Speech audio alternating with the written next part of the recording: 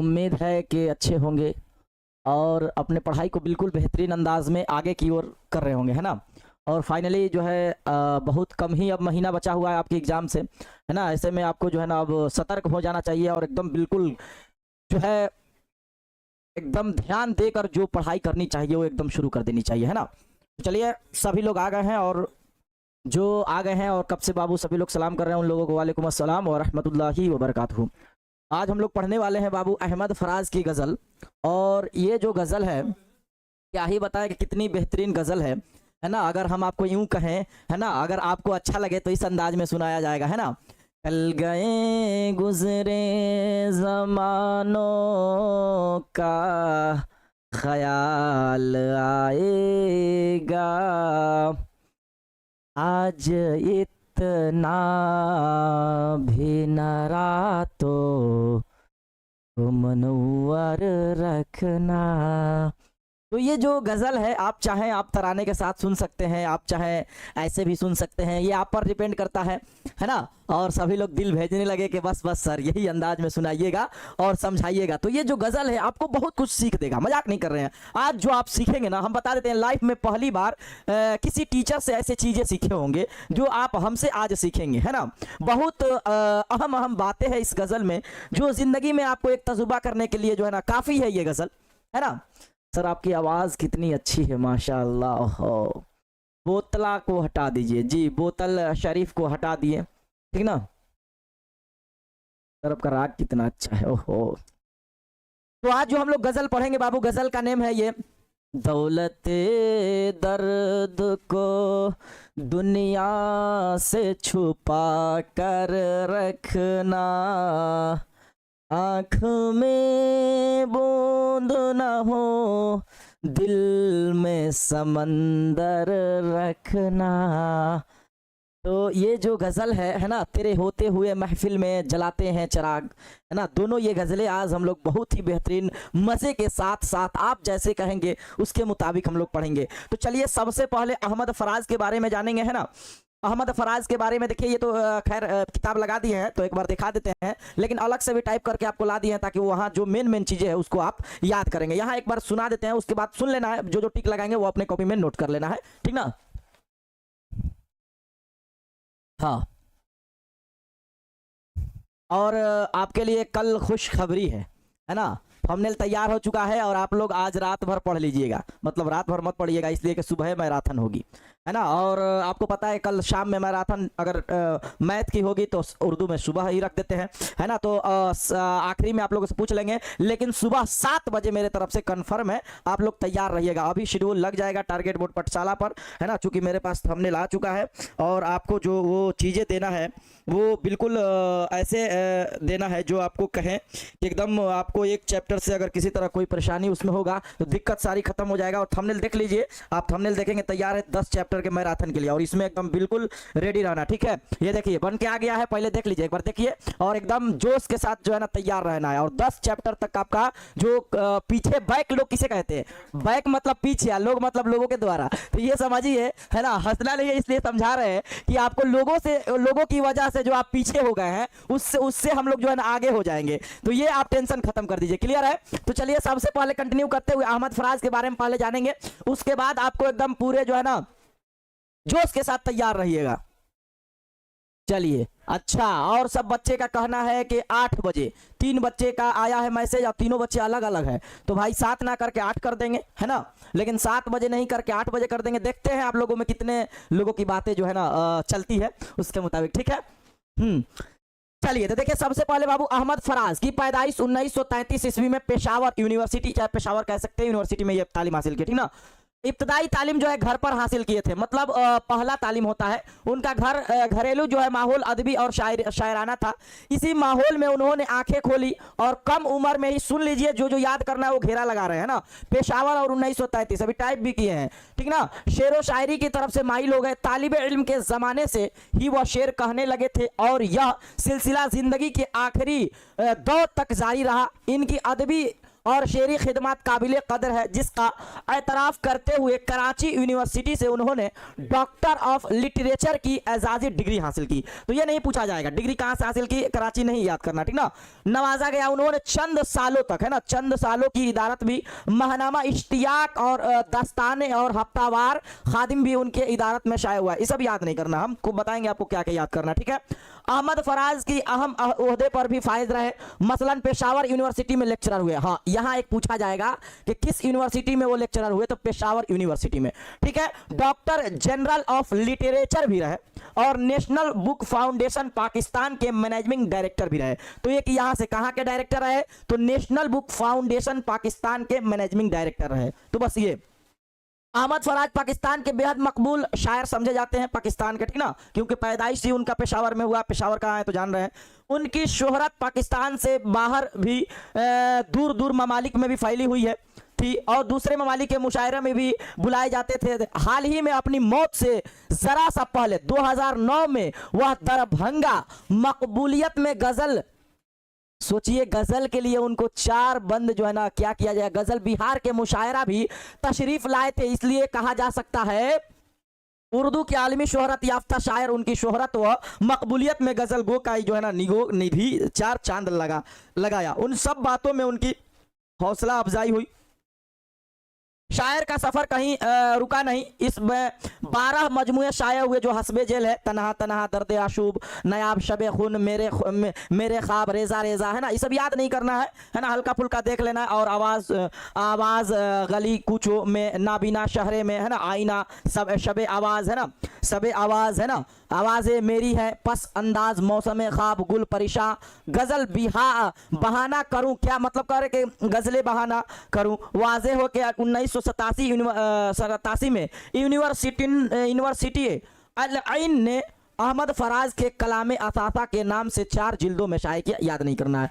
अहमद फराज बुनियादी तौर पर रूमानी शायर है ना, एक आज आपसे आ जाएगा कभी कभी पूछने के लिए। रूमानी, वो औरतों के हुस्नो जमाल, है ना, उनकी औरतों की खूबसूरती से मुतासिर दिखाई देते हुए हुस्नो इश्क की शायरी भी किए। यही वजह है कि उनके शायरी में अवामी हल्के में बेहद मकबूल हुई है। उसके बाद जो है ना, इतना इसमें कुछ याद नहीं करना है। उसके बाद इसी जगह से अहमद फराज ही आसानी के साथ जो है ना किया। उनकी बहुत सी गज़लें आम अंदाज में हुई, पसंद आई और साथ ही पसंद इसीलिए आम बेहद मकबूल है ना। तो यहाँ तक तो क्लियर हो गया होगा। 8 बजे बिल्कुल सही। अच्छा चलिए भाई, 8 बजे अगर लग रहा है आप लोगों का बिल्कुल सही है तो इसमें कोई दो राय नहीं होना चाहिए। देखते हैं अहमद फराज के क्या आगे भी है कुछ, लेकिन हम आपको बताएंगे क्या क्या याद करना है। बस इसमें इतना पढ़ने की जरूरत नहीं है, लेकिन आपको पढ़ के हम सुना दिए ताकि किसी तरह कोई परेशानी ना हो। बस अहमद फराज का इतना तक याद रखना है, बाकी कुछ याद रखने की जरूरत नहीं है। आगे हम लोग देख लेते हैं और इसमें कुछ हम बढ़ा देंगे, आपको अहमद फराज आ जाएंगे यहाँ। चलिए ये देखिए अहमद फराज, वो पीडीएफ पे ध्यान मत दीजिए। अहमद फराज बाबू पैदाइश इनकी 1933 में पेशावर में, ठीक है। मसलन वो पेशावर यूनिवर्सिटी में लेक्चरर भी रहे। तो लेक्चरर कहाँ रहे, पेशावर में। डायरेक्टर जनरल ऑफ लिटरेचर भी रहे और नेशनल बुक फाउंडेशन पाकिस्तान के मैनेजिंग जो है ना डायरेक्टर भी रहे। और दूसरे मुल्कों के मुशायरे में भी बुलाए जाते रहे, जैसे अपनी मौत से कबल आपको पता है दरभंगा में, दरभंगा बिहार में है, उसके मुशायरे में भी तशरीफ ले गए। तो कब ले गए, तो ये जो इंपॉर्टेंट आपको बताए वही चीजें याद रखना है, बाकी कुछ याद नहीं रखना है, ठीक है। सभी बच्चे कह रहे हैं कि सर 8 बजे। चलो बाबू, आप लोगों को जो है ना कहने के मुताबिक 8 बजे डन कर दिया जाएगा। क्लियर है।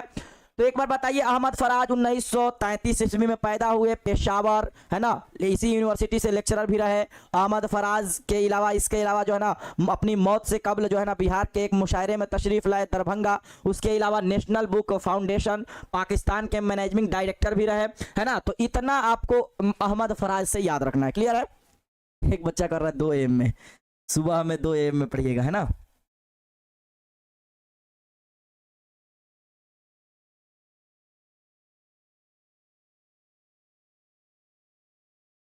चलिए तो बिल्कुल हाँ, अभी लग जाएगा। आप लोगों का आ गया है और सभी का माशाल्लाह 8 बजे। तो 8 बजे आप लोग तैयार रहेंगे ना, एक बार सभी लोग बता देंगे।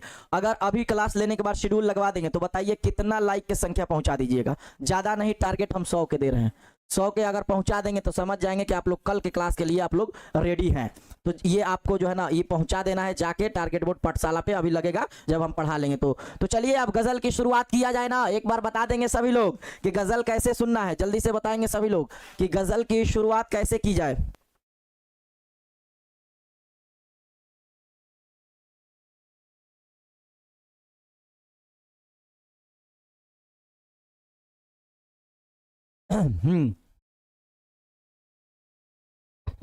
बिल्कुल नहीं, हमें उतना लालची नहीं है कि 2000 सभी बच्चे कह रहे हैं। आप से जितना बन पड़े आप तो कर देंगे एक एक, है ना। हो सके तो 2-4 जगह आप शेयर कर देंगे, है ना। उर्दू के बच्चे कम हैं, है ना। जितने भी हैं सब्र है ना। एक सब्र बहुत बड़ी चीज़ है और अल्लाह ताला जो है ना सब्र सभी को दे, है ना। ये नहीं कि इनमें कितने बच्चे उनमें कितने बच्चे, ऐसे नहीं करना चाहिए, है ना। उर्दू बहुत कम बच्चे लेते हैं जो हम लोगों के, अब समझ रहे हैं कि कौन लोग उर्दू पढ़ते हैं, है ना। उसमें भी अपने लोग भी अब उर्दू नहीं रखते हैं, है ना। तो खैर उससे कोई मतलब नहीं है, ठीक ना। चलिए तो अब गजल की शुरुआत की जाए। हाँ सर प्लीज तराना के साथ सुनाइएगा। चलिए माशाल्लाह। और सभी लोग HW भेज दिए थे और सबसे पहले HW भेजने वाली थी जिनका नाम था अलीजा, है ना। सबसे पहले उनका होमवर्क आया था, आप लोग भी होमवर्क भेजा करें, ठीक है। चले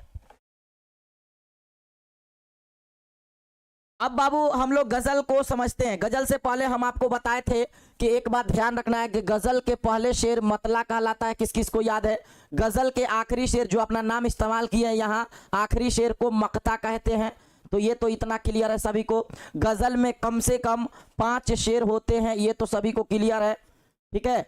और गजल में ज्यादा से ज्यादा कितने शेर होते हैं बाबू? तो ज्यादा से ज्यादा बाबू 17 या 19, ये दो देखिएगा।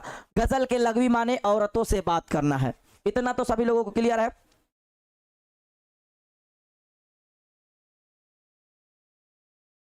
चलिए अब गजल की शुरुआत की जाए।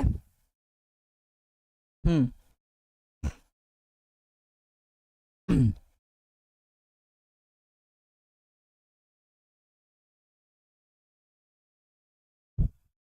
चलिए चलिए तो एक बात सभी लोग बताइए कि रेडी हैं गजल सुनने के लिए, और आपको सुना रहे हैं गजल।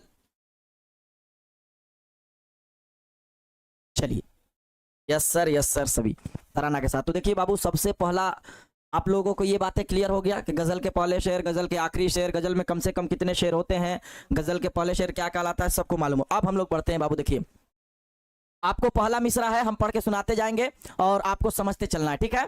शुरू करें। I am ready sir. तो देखिए पहला है, आप तवज्जो के साथ सुनेंगे तो बहुत अच्छा सुनेंगे और समझेंगे भी शेर को, ठीक ना।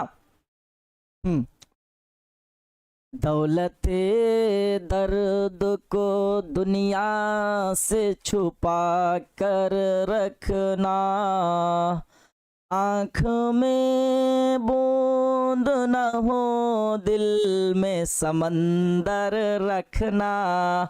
इसमें अहमद फराज कह रहे हैं कि दौलत दर्द को, जो तुम्हारे पास जिस तरह से दौलत को छुपाया जाता है उस तरह से बाबू तुम भी दर्द तुम्हारे पास आए तो तुम दर्द को दौलत समझ लो और दौलत समझकर अपने दर्द को छुपाओ।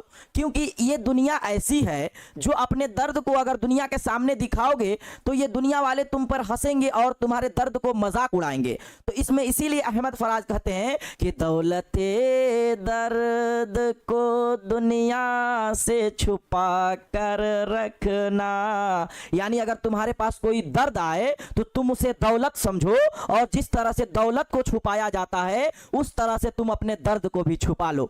आंख में बूंद न हो दिल में समंदर रखना। तुम्हारे दिल में बहुत जो है ना दुख हो, है ना, संसार का दुख समाया हुआ हो, लेकिन ध्यान रखोगे अगर तुम दिखा दोगे ये दुनिया वालों को दुख तो ये दुनिया वाले आंख में आंसू ला देंगे, तुम्हारे आंख में आंसू आ जाएगा। भले ही तुम्हारे दिल में दर्द है, तुम्हारे अंदर दुख है, लेकिन ध्यान रहे तुम्हारे दिल में पूरा दर्द भरा हो, लेकिन तुम इस दर्द को क्या करो, दुनिया वाले के सामने आंसू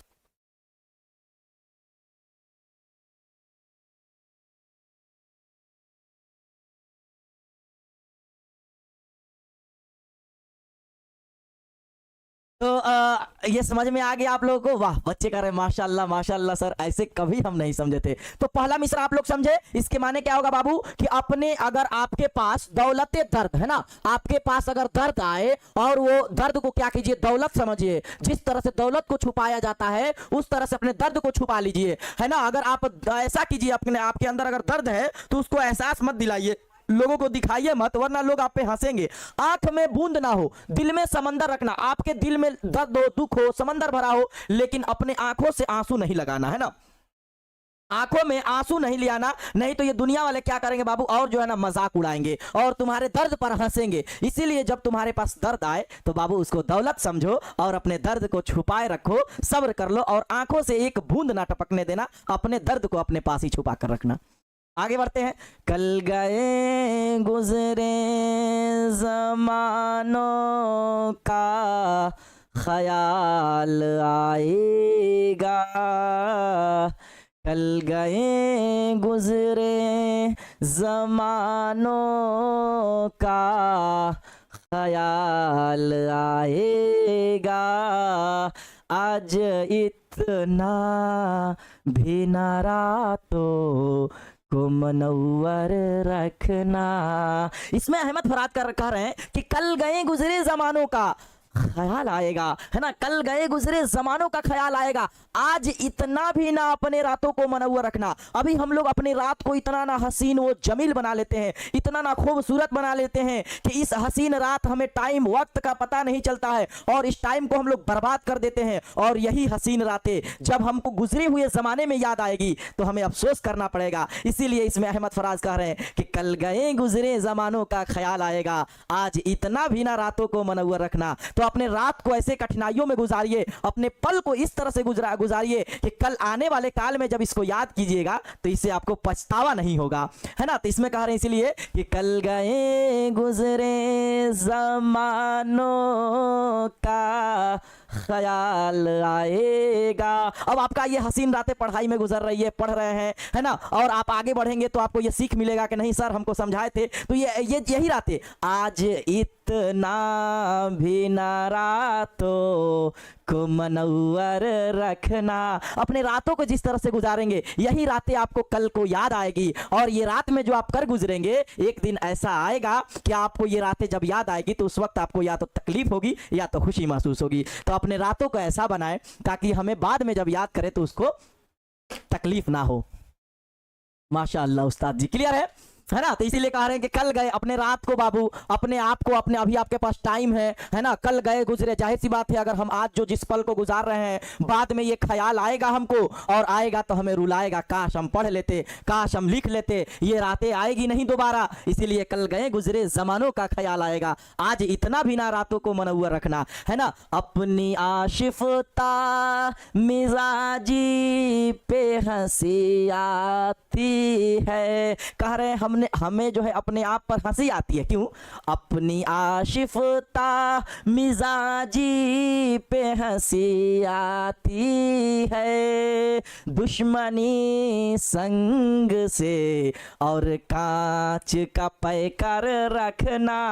कह रहे हमें अपने आप पे हंसी आती है। क्यों? क्योंकि मैं जो हूं, मेरा दिल जो है कांच का है, कांच मतलब शीशा का है। ऐसे में अगर मेरा दिल कांच का है और अगर संग यानी पत्थर, मैं अगर पत्थर से दुश्मनी मोल लिया हूं, तो आप ही सोचिए कि अगर मेरा वजूद कांच का है, अब कांच पत्थर पे टकराए या पत्थर कांच पे टकराए, टूटेगा तो कांच ही। तो इसीलिए कह रहे हैं कि अपनी आशिफता मिजाजी पे हंसी आती है, दुश्मन किससे है? दुश्मनी किससे है? संग यानी पत्थर से, है ना।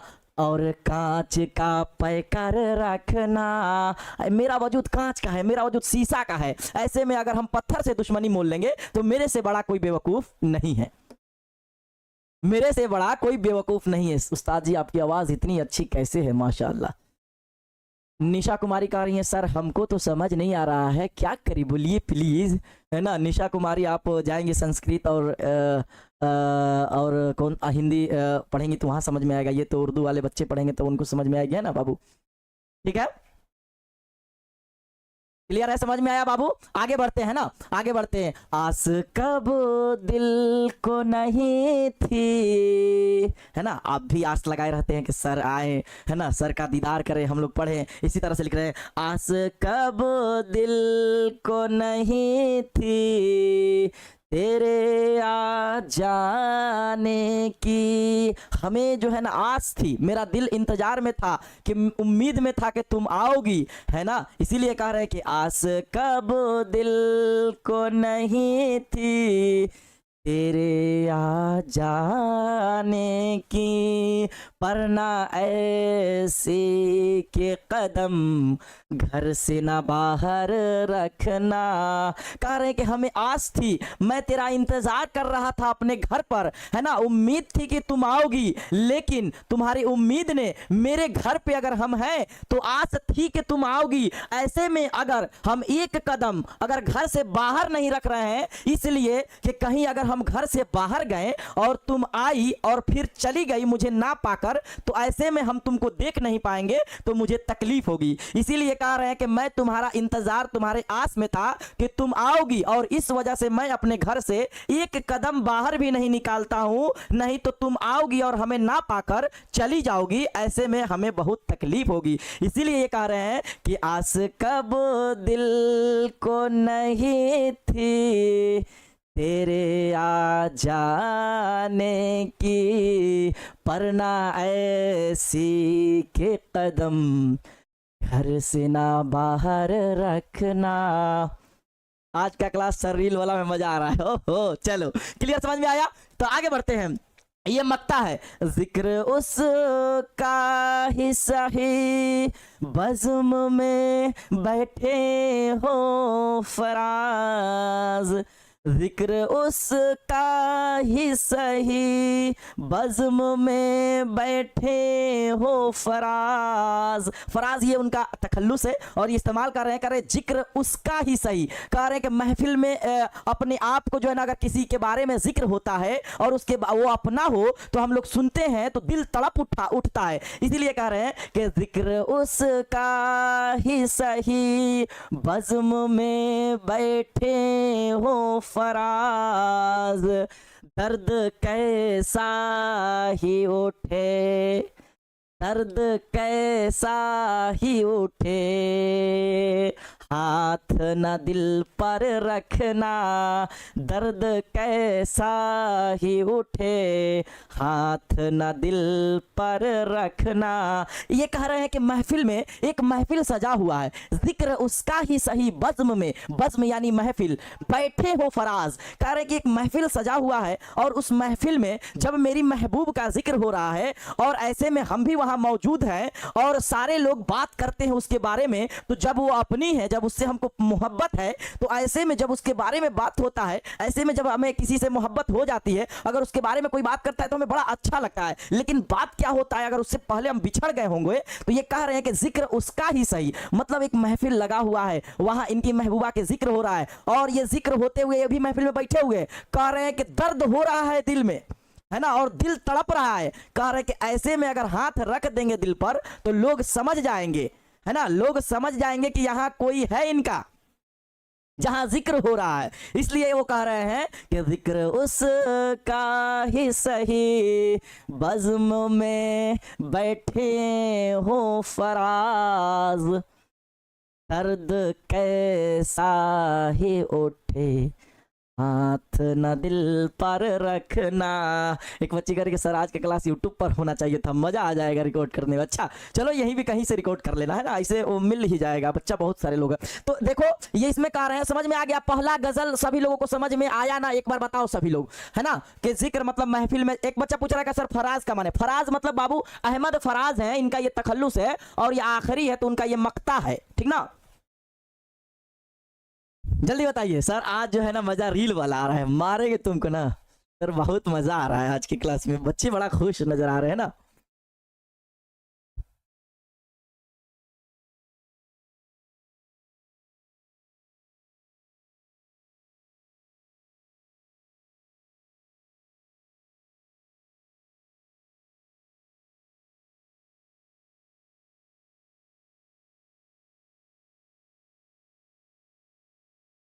हाँ बिल्कुल रहेगा बाबू।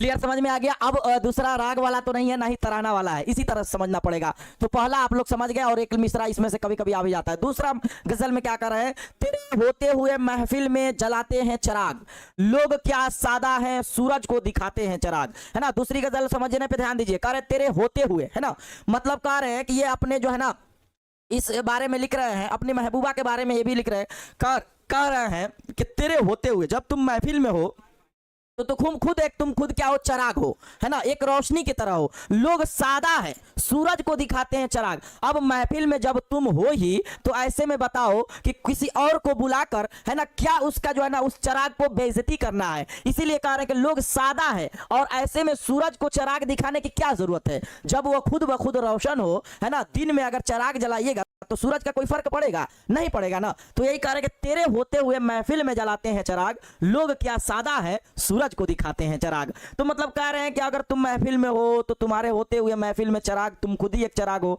ऐसे में अगर दो चार लोग और आके महफिल को डिस्टर्ब करे तो ये सूरज के चराग दिखाने के बराबर है ना। अपनी महरूमी के एहसास से शर्मिंदा है ना, खुद नहीं रखते तो औरों को बुझाते हैं चराग। कह रहे हैं कि कुछ लोग ऐसे भी हमारे समाज में है कि अपनी महरूमियों को, है ना, अपनी महरूमी वो अपने आप पे गलती करते हैं, है ना, और एहसास भी नहीं करते हैं। खुद तो उनके पास चराग है नहीं, है ना, और दूसरे के पास अगर चराग है भी तो वो दूसरे के चराग भी चाहते हैं कि बुझ जाए। इसीलिए कह रहे खुद नहीं रखते हैं तो औरों के बुझाते हैं चराग। अपने आप पे तो खुद के शर्मिंदा है वो लोग, अपनी महरूमियों से, अपनी गलतियों से, अपनी नादानियों से, है ना। और लेकिन अगर बात किया जाए तो ये खुद के पास तो है नहीं कुछ, तो लोग क्या करेंगे, दूसरे को बुराई ही ना करेंगे और दूसरे के चराग बुझाने के चक्कर में रहते हैं। तो ये वाला चीज है, ठीक है। बस्तियां दूर हुई जाती है रफ्ता रफ्ता। कह रहे हैं कि जो ये बस्तियां है, जो हमारे लोग हैं, जैसे हम लोग भी धीरे धीरे पढ़ाई को कंटिन्यू करते करते एक दिन हम लोग भी एक दूसरे से जुदा हो जाएंगे। तो ये कह रहे हैं बस्तियां दूर होती जाती हैं रफ्ता रफ्ता, रफ्ता रफ्ता यानी धीरे धीरे, है ना, दम बदम आंखों से छुपते चले जाते हैं चराग। कह रहे हैं कि अब जितने भी पहले के लोग थे, जितने भी पहले की चीजें थी, अब आहिस्ते आहिस्ते दूर हो जाती है ना, और वो मिलना बहुत ही मुश्किल है। और दम बदम, है ना, हर दम जो है ना आंखों से, है ना, पल पल में जो है ना जैसे एक एक दिन कट रहा है उसी तरह से जो है ना छुपते चले जाते हैं चराग। कह रहे कि अब वैसे लोगों के अंदर मोहब्बत नहीं है और वो लोग चराग वाले नहीं है जो अब के लोग आ रहे हैं। अब वो जो बस्तियां दूर जा गई है हमसे, अब वो आने वाली नहीं है। इसलिए कह रहे दम बदम आंखों से छुपते चले। अब ऐसे लोग को मिलना नामुमकिन है जो पहले जैसे चराग की तरह हो और हमें आगे की तरफ ले चले, लेकिन ऐसे लोग अब नहीं है। क्या खबर उनको के दामन में भी भड़क उठते हैं जो जमाने की हवाओं से बचाते हैं चराग। कह रहे कि क्या खबर है ना, क्या खबर है कि कुछ लोग जो है ना अपने दामन में भड़क उठते हैं। अपने आप से जो है ना, अपने आप को तो खबर है नहीं, लेकिन अगर बात किया जाए तो जमाने की हवाओं से बचाते हैं चराग। अपने आप से तो खुद अपने जैसे अगर बात किया जाए अपने लापरवाही से आप नहीं पढ़ रहे हैं, ठीक है, और कार्य जमाने को दोष दे रहे हैं कि हमें जमाना पढ़ने नहीं दे रहा है। तो सेम वही बात है, कह रहे हैं कि बस हमें खबर अपने आप को नहीं है, हम अपने में दोष नहीं दे रहे हैं, लेकिन जमाने की हवाओं से हम कह रहे हैं अगर चराग बुझ भी रहा है तो ये जमाने की दोष है, ऐसे नहीं कहना चाहिए, ये आप में गलती है। गोश या बख्त यानी काले हैं हम लोग, ये रोशन पे है जमीर। कह रहे कि मेरा दिल, मेरा जो जमीर है वो तो काला है, लेकिन हम लोग पे रोशन है जमीर। कह रहे कि लोग जो है ना हमसे कम से कम कुछ अगर ले रहे हैं तो उनको फायदा तो है, इसीलिए कह रहे रोशन है जमीर। खुद अंधेरे में है दुनिया को दिखाते हैं चराग। कह रहे हैं कि खुद तो, अब देखिएगा, अब ये लाइट है, लाइट को देखिएगा जब भी तो लाइट प्रकाश देता है, सब जगह उजाला होता है, लेकिन जब लाइट के करीब में देखिएगा उसके एकदम पास में तो अंधेरा होता है ना। सर इसको भी गाकर पढ़ाइए, है ना। ये गाने वाला नहीं है बाबू, हर एक चीज को तराना नहीं बनाया जा सकता है, ठीक ना। तो वही कह रहे हैं कि कुछ लोग ऐसे भी हमारे समाज में है, जैसे आप लोग एक वीडियो देखे होंगे कि अभी जो स्टूडियो का आसपास है, पानी का एरिया में है, हम लोग आपके लिए पढ़ा रहे हैं, ये हकीकत आपको बता रहे हैं, ये नहीं कि तारीफ या संघर्ष, ऐसा कुछ नहीं बात है। अब हम लोग पढ़ाने के लिए आते हैं तो पानी को क्रॉस करना पड़ता है, वहां से जाना आना पड़ता है, मेहनत करना पड़ता है। तो खुद हम लोग अंधेरे में है, लेकिन दूसरों को जो है आप लोगों को उजाला में ले चल रहे हैं ताकि आपका भविष्य बन जाए। आपको इसमें अच्छा मार्क आए, उसमें भी अच्छा मार्क आए, है ना, सभी लोग मेहनत ऐसे कर रहे हैं। तो सोचिए, तो यही कह रहे हैं कि खुद अंधेरे में है दुनिया को दिखाते हैं चराग। कह रहे हैं कि अब बताया जाए कि खुद तो अंधेरे में है ये, लेकिन अगर दुनिया के कुछ चीजें की जरूरत पड़े तो उनको हेल्प करते हैं लोग, है ना। हाँ सर देखें, क्लियर है। आगे की ओर बढ़ते हैं, समझ गए ये भी गजल।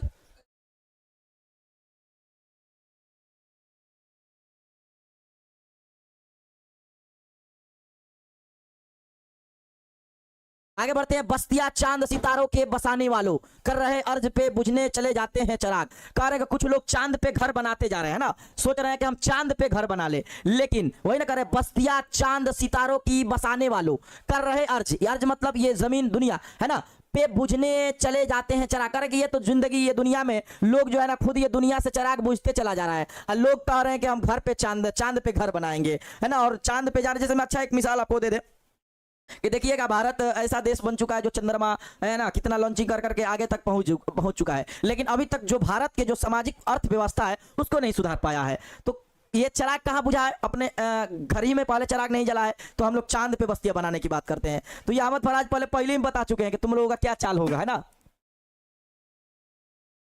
नो प्रॉब्लम जी, ये भी सुभान अल्लाह, है ना। चलो, तो समझ में आ रहा है कि बस्तियां चांद पे, चांद सितारों की बसाने वालों, कर रहे अर्ज पे बुझने चले जाते हैं चराग। कह रहे कि जो पहले तुम अपने, अगर इनका बात किया जाए तो कह रहे कुछ लोग ऐसे होते हैं कि जो अपने आप को जो है ना चांद सितारों की मानिंद समझते हैं, है ना, कर रहे अर्ज, ये नहीं देखते हैं कि हम लोग जमीन पर हैं और जमीन पर बुझने चले जाए, एक ना एक दिन जो है ना सबको जाना है और यही जमीन में भी समा जाना है, और बुझने चले जाते हैं चराग। तो अब लोगों को क्या बताया जाए कि पहले अपने अंदर तो झांक नहीं रहे हो और बात करते हो कि मेरे दुनिया सितारे और चांद पर हो जाए, है ना।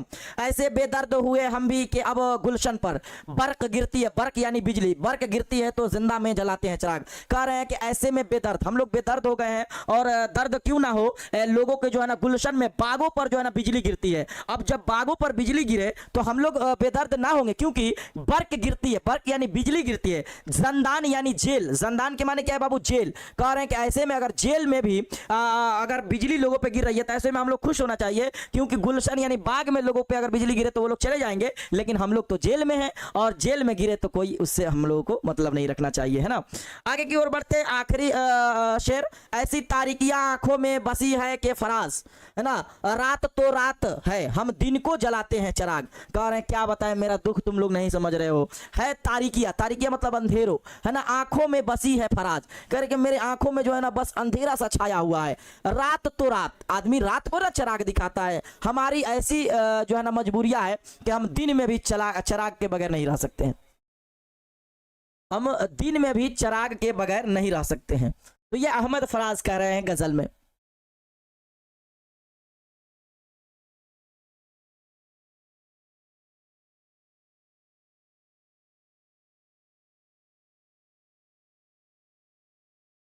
क्लियर है? Yes sir, yes sir, yes sir.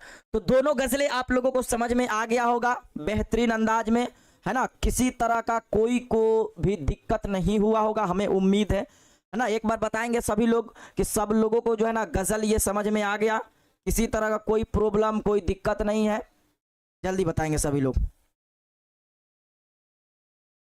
जल्दी जल्दी बताएंगे, जल्दी बताएंगे। अब हम लोग चलेंगे बाबू सवाल जवाब की ओर, है ना, सवाल जवाब की ओर। ये तो आपने पढ़ा, हमको आपको समझाइए दिए। गजल समझ में ना आए कोई बात नहीं, इससे ज्यादा परेशान होने की बात नहीं, पूछे उछेगा नहीं कि इतना लंबा तो चौड़ा सोचना है, बस हम आपको प्रोसेस ले चल रहे हैं। लेकिन मुसन्निफ के बारे में जरूर याद रखिएगा, तशरीह करने के लिए आएगा तो हम ट्रिक बता देंगे कैसे तशरीह करना है। मुख्तसर तरीन सवाल, अहमद फराज की पैदाइश कब हुई? तो कहिएगा सर 1933 में। अहमद फराज कहाँ पैदा हुए? पेशावर में। PDF है ना। अहमद फराज किस यूनिवर्सिटी में लेक्चरर हुए? पेशावर यूनिवर्सिटी। अहमद फराज किस इदारा के मैनेजिंग डायरेक्टर हुए? है ना, तो फाउंडेशन बुक जो है ना पाकिस्तान में उसका है, तो वो क्लियर हो जाएगा। अपनी मौत से कुछ दिनों पहले बिहार के किस सूबे में? दरभंगा, है ना। अहमद फराज की शायरी के कितने मजमूए शाये हो चुके? 12। तो यहाँ सब इसका सवाल का जवाब है जो आप निहायत आसान अंदाज में देख सकते हैं। ये देखिए, अहमद फराज की पैदाइश 1939 नहीं बल्कि 1933 देखे थे ना हम लोग, 1933, ठीक है। अहमद फराज पेशावर में पैदा हुए। अहमद फराज पेशावर यूनिवर्सिटी में लेक्चरर हुए, PDF भी है। नेशनल बुक फाउंडेशन पाकिस्तान के मैनेजिंग डायरेक्टर भी रहे। 5 नंबर, दरभंगा बिहार के मुशायरे में तशरीफ ले गए। क्लियर है? उसके बाद मुख्तसर तरीन सवालात में आएगा कि अहमद फराज के जो है ना वो किस तरह के, देख लेते हैं सवाल क्या है, अच्छा रहेगा। आप लोग सवाल जो है ना साथ साथ में मिलाते रहेंगे ना, ताकि आप लोगों को समझ में आते रहे। अहमद फराज के बुनियादी तौर पर किस मिजाज के शायर है ना। चलिए, अहमद फराज बुनियादी तौर पे किस मिजाज के शायर है? तो अहमद फराज बुनियादी तौर पर रूमानी के शायर हैं, आसान हो जाएगा। अहमद फराज के असल महूर जो था हुस्न इश्क, है ना, शायरी का असल महूर हुस्न इश्क था, है ना, वह औरतों के हुस्नो जमाल के मुतासिर हो दिखाई देता है, और हुस्नो जो है ना इश्क, है ना, हुस्नो इश्क की वजह से, है ना, वजह होगा हुस्नो इश्क की वजह से शायरी के घर है ना, शायरी के घर है, यही वजह है कि उनका शायरी अवामी हल्के में बेहद मकबूल हुई। 4 नंबर महानामा इश्तियाक और दास्तान हफ्तावार खादिम भी इदारत में शाये हुए। तो ये आपका हो गया क्लियर। 6 नंबर वली दखनी, तो ये सब नहीं, तो नहीं होना चाहिए। देखते हैं किसका सवाल जवाब है ना। 4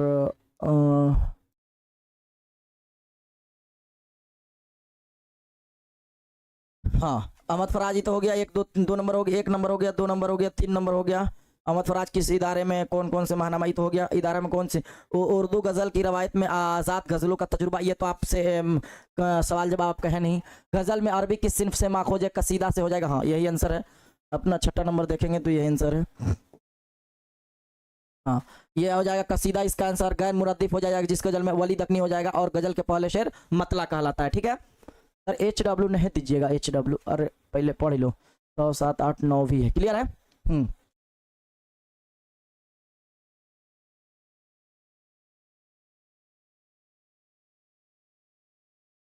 100% समझ आ गया उस्ताद जी, चलो बढ़िया है। हाँ, ऑब्जेक्टिव भी इसका भी हम लोग ले लेते हैं अभी, है ना, ये नहीं कि बाद में वाला काम नहीं, हम लोग 1 शॉट है तो हम लोग आराम से पढ़ेंगे। और ध्यान दीजिएगा बाबू, है ना, ये नहीं कि हम लोग जो है ना ये करेंगे, है ना। चलिए तो हम लोग इसका ऑब्जेक्टिव भी देख लेते हैं। चलिए अब लगाइए आंसर जल्दी से, तो जल्दी लगाइए आप लोग आंसर। सब समझ में आ गया, गजल भी क्लियर हो गया, सब चीजें क्लियर हो गया।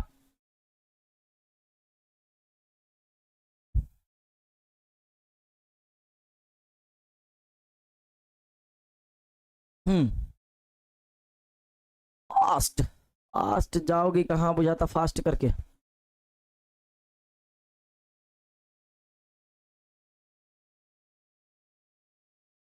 चलो अभी लोग लगा रहे हैं आंसर। अहमद फराज की पैदाइश 1933 ईस्वी में। आंसर क्या हो जाएगा बाबू, 1933। दूसरा नंबर सवाल, अहमद फराज कहाँ पैदा हुए। अहमद फराज की पैदाइश आप जान रहे हैं, दिल्ली, आगरा, इस्लामाबाद या पेशावर। सबसे पहले दिल्ली में कौन पैदा हुए आपको याद है ना, सर सैयद अहमद खां। ठीक है, आगरा में कौन पैदा हुए तो आपको याद है, आगरा में गालिब की पैदाइश हुई। और इस्लामाबाद से तो कोई मतलब नहीं है। पेशावर में अहमद फराज पैदा हुए 1933 ईस्वी में। ठीक है, हम लोग आराम से पढ़ेंगे। सर सैयद अहमद खां 1817 में पैदा हुए थे और इनका वफात 1898 में हो गया था। तो हम लोग एक दूसरे से कॉन्सेप्ट के साथ पढ़ेंगे ना तो बहुत अच्छा सीखेंगे। गालिब 1797 में पैदा हुए और 1800 बाबू इनका 69 में वफात हो गया। तो हम लोग एक दूसरे से जो है ना मिलाकर पढ़ेंगे तो पीछे से आगे से सब क्लियर रहेगा। और जो कल 10 चैप्टर होगा ना, यकीन मानिए आपका पूरा दिमाग में घुसा देंगे, है ना, वो भूले भी नहीं करिएगा वो। और जाहिर सी बात है, बोर्ड एग्जाम है तो बोर्ड एग्जाम में आपको बोर्ड एग्जाम में आपसे 1 से 10 चैप्टर के बीच में ना पूछे, ये हो ही नहीं सकता। चलिए, अहमद फराज किस यूनिवर्सिटी में लेक्चरर हुए। पटना यूनिवर्सिटी, भागलपुर यूनिवर्सिटी या पेशावर यूनिवर्सिटी, या इनमें से कोई नहीं। जल्दी लगाओगे आंसर। तो सभी लोग देंगे कि सर एक ही यूनिवर्सिटी का जिक्र आया इसमें और आप दिखाए थे, बताए भी थे, है ना, पेशावर यूनिवर्सिटी। और राइट आंसर सर हो जाएगा पेशावर यूनिवर्सिटी। सर कितना अच्छा आप पढ़ाते हैं। चलो आगे की ओर बढ़ते हैं। अपनी मौत से कुछ दिनों से पहले, पहले की जगह कब्ल भी हो सकता है, कुछ दिनों कब्ल वह बिहार के किस सूबे के मुशायरा में तशरीफ ले गए। ऐसे सवाल है, देखो यहाँ है भी, यहाँ रंगा हुआ नहीं है। चलो, तशरीफ लाए थे तो दरभंगा, पटना, भागलपुर या आरा। तो कहोगे आंसर हो जाएगा सर दरभंगा, क्योंकि दरभंगा में तशरीफ ले गए थे अपने मौत से पहले। और राइट आंसर बाबू क्या हो जाएगा, दरभंगा हो जाएगा। चलिए आगे की ओर बढ़ते हैं बाबू। सवाल नंबर ये 5, अहमद फराज बुनियादी तौर पर किस मिजाज के शायर हैं। रूमानी, रवानी या जवानी या इश्क हकीकी। जल्दी बताओ।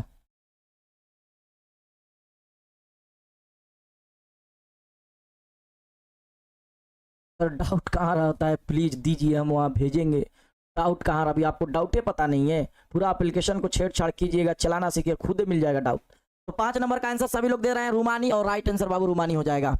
6 नंबर सवाल है, अहमद फराज शायरी का असल महूर क्या है। इसके हकीकी हुस्नो इश्क या इश्क नूर। तो कहिएगा सर, इसका जवाब हो जाएगा हुस्नो इश्क हो जाएगा, और सभी बच्चे दे भी रहे हैं, और राइट आंसर बी हो जाएगा।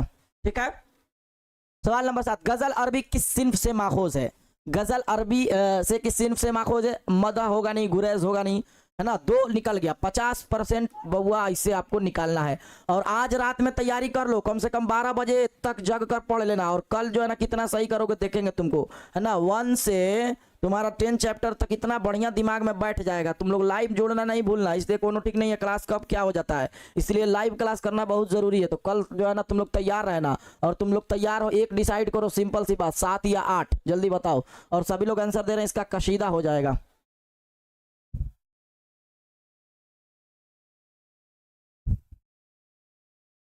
चलिए आगे बढ़ते हैं। सवाल नंबर ये, गजल के पहले शेर को क्या कहते हैं? गजल के पहले शेर क्या कहलाता है, गजल के आखिरी शेर क्या कहलाता है ना, ये सब हम आपको सिखाए हैं, है ना, सब हम आपको सिखाए हैं। गजल के पहला शेर मतला कहलाता है, आखिरी शेर मक्ता कहलाता है। गजल के आखिरी शेर अभी आ गया, पहला शेर रहता तो मतला, है ना, ये पहला हो जाएगा, पी यानी पहला, ए यानी आखिरी, तो यानी आखिरी हो जाएगा मक्ता, आखिरी पूछा जा रहा है, तो ये पक्का आता है, बीबी आई है। दौलते दर्द को दुनिया से छुपा कर रखना, अब कितना ये सवाल कैसे पूछा गया देखो, दौलते दर्द को दुनिया से छुपा कर रखना, तो छुपा कहाँ है, लगा दोगे, इस तरह का सवाल कभी कभी 1-2 को देगा, इसे भी अपवाद में सब ले लेना, ठीक ना, क्लियर है। चलिए आगे की ओर बढ़ते बाबू, सवाल नंबर 11, तेरे होते हुए महफिल में जलाते हैं चराग, है ना, तो जलाते हो जाएगा, दिखाते बुझाते नहीं होगा। जिस गजल में रद्दीफ ना हो उस गजल को गैर रद्दीफ अगर हो, जिस गजल में रद्दीफ हो ये गैर मारूफ होगा। अगर कहेगा जिस गजल में रद्दीफ ना हो उस गजल को गैर मुरद्दीफ कहते हैं। तो दोनों क्वेश्चन याद रहे आप लोगों को, डिफरेंस। अहमद फराज की शायरी में कितने मजमूए शाये हो चुके हैं? 10, 11, 12 या 15, जल्दी लगाओ। और ये आखिरी क्वेश्चन है, ठीक है, अब तुम जल्दी से डिसाइड करो कितने लोग 7 बजे तैयार है ना, वो लोग 7 बजे वाला 1 लिखेंगे, और 8 बजे वाले कितने लोग तैयार है? 8 बजे वाले 2 लिखेंगे। अब हम यहाँ तादाद देख लेंगे और तय करेंगे आप लोगों को कितना बजे कल शेड्यूल लग जाए, लेकिन कल होगा ज़रूर, कल होगा ज़रूर। जब भी आपका शेड्यूल लगे, अगर इन दोनों में भी डिसाइड ना हो पाए, हो सकता है कोई रीज़न की वजह, तो आप लोग शेड्यूल जरूर टारगेट बोर्ड पाठशाला पे देखिएगा, जल्दी बताओ। चलिए सभी का आंसर आ रहा है, सर वही रहने दीजिए, 2 2 2 2 2।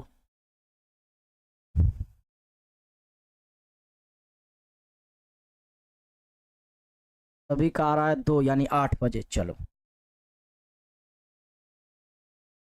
चलिए, तो अभी शेड्यूल लग जाएगा, तो कितने लोग शेड्यूल देख कर सोएंगे, जल्दी बताओ।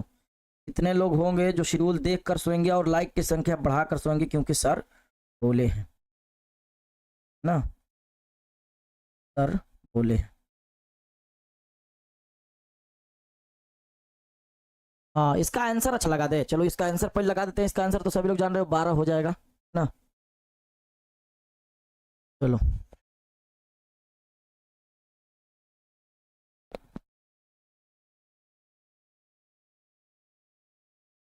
चलो, ये दोनों में से किसी एक पर शेड्यूल हम लगवा देंगे, लेकिन क्लास को छोड़ना नहीं।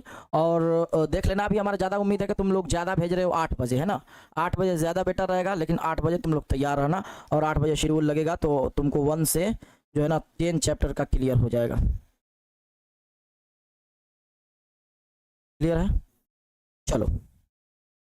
तो किसी तरह कोई डाउट, कोई दिक्कत हो तो डाउट सेशन खुला हुआ है। आज का क्लास तुम लोगों को कैसा लगा, है ना, एक बार बता दो जल्दी से, यही फीडबैक दे दो कि आज का क्लास कैसा लगा। सर प्लीज़ बता दीजिए, डाउट हमको नहीं मिलता है, डाउट तुमको नहीं मिलता है, चलो समस्या है तो बता देते हैं, ठीक ना बाबू, क्या कीजिएगा, परेशानी अलग अलग साथ है ना।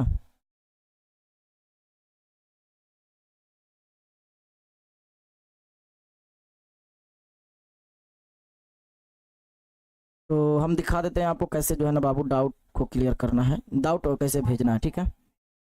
देखिए आपका ये जो टारगेट बोर्ड खुल गया, ठीक है, टारगेट बोर्ड खुला है ना, सबको दिख रहा है, देख लीजिए बढ़िया से, क्लियर है। अब इसको मान लीजिए हम यहाँ क्लिक करेंगे तो आपका जो बैच खुल जाएगा, अब जिसमें आपको डाउट भेजना है, जिस सब्जेक्ट में, देखिए लिखा है ना, यहाँ अपना डाउट भेजे, देखिए यहाँ देखिए, यहाँ लिखा है ना डाउट अपना भेजे, तो जिस सब्जेक्ट पे क्लिक करके जाएंगे तो यहाँ दिखाएगा कि अपना डाउट भेजे। जब यहाँ अपना डाउट क्लिक करेंगे डाउट पे, तो यहाँ डाउट अपना अभी नहीं है, तो यहाँ अपना डाउट भेजने के लिए अब यहाँ कैटेगरी चूज करेंगे, कैटेगरी चूज करके बच्चे जानते हैं, अब इतना तक बता दिए, क्लियर है, छोड़ दीजिए सर, हाँ समझ गए, क्लियर है। चलो बच्चा बहुत समझदार है, समझ जाता है, अब तो 1-2 बार देखिए लगा जूम करके और समझ जाएगा, क्लियर है ना। सर छोड़ दीजिए, खाना खाने जाना है, हम खाना खा लिए हैं।